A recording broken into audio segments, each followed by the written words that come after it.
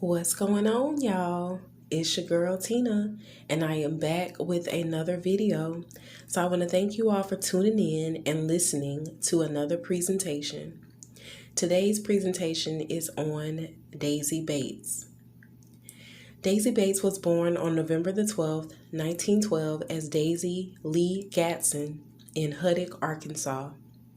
Her family was separated when she was a child because her mother was raped and murdered by three white men and her father left town for safety reasons. She was then adopted by two friends of the family. When she was 7, she learned what being African American meant to some. She went to buy meat from a butcher who told her white people had to be served first. She developed a hatred for the white race that was noticed by her adoptive father. "Hate can destroy you," is what he told her. He advised her to use the obstacles within her community to create change. She got married in 1942 to a former journalist, L.C. Bates, and she moved to Little Rock and started the Arkansas State Press. It became the most influential African American newspaper in the state. The paper became the voice of the African American community and revealed the harsh realities of life as an African American. They were threatened with a loss of advertising money when they published stories of police brutality in the community.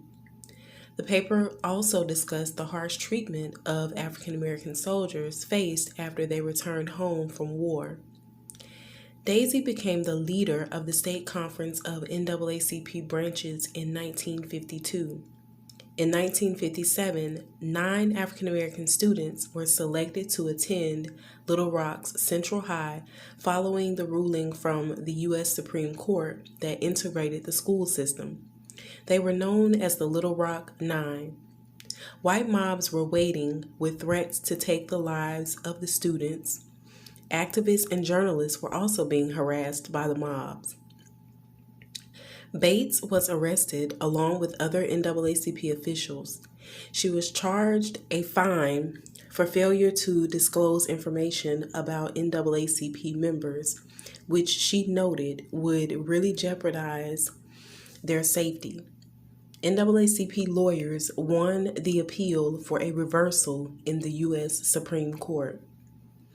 Her and the students continued to receive numerous threats and intimidation tactics. In 1959, she and her husband were forced to shut the state press down because their revenue had quickly dried up. She then spent 2 years in New York writing her book, which was published in 1962, which Eleanor Roosevelt stated, "It should shock the conscience of the country and where it stands."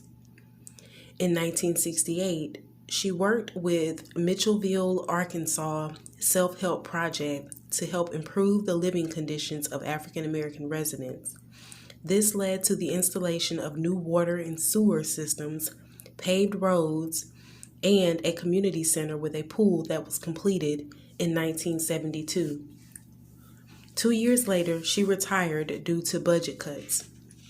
She revived the state press in 1984, and she received 2/3 ownership of it as a result of a partnership agreement.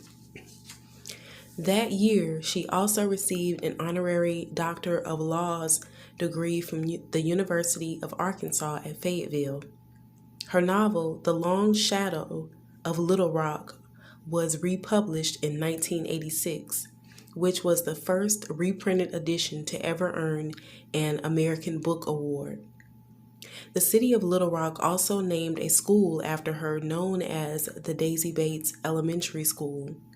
Her and the Little Rock Nine periodically made visits to the school.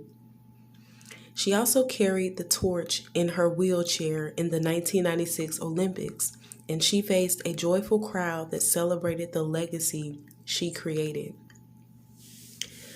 On November the 4th, 1999, she passed away, and Arkansas allowed her body to be preserved in the rotunda of the Capitol.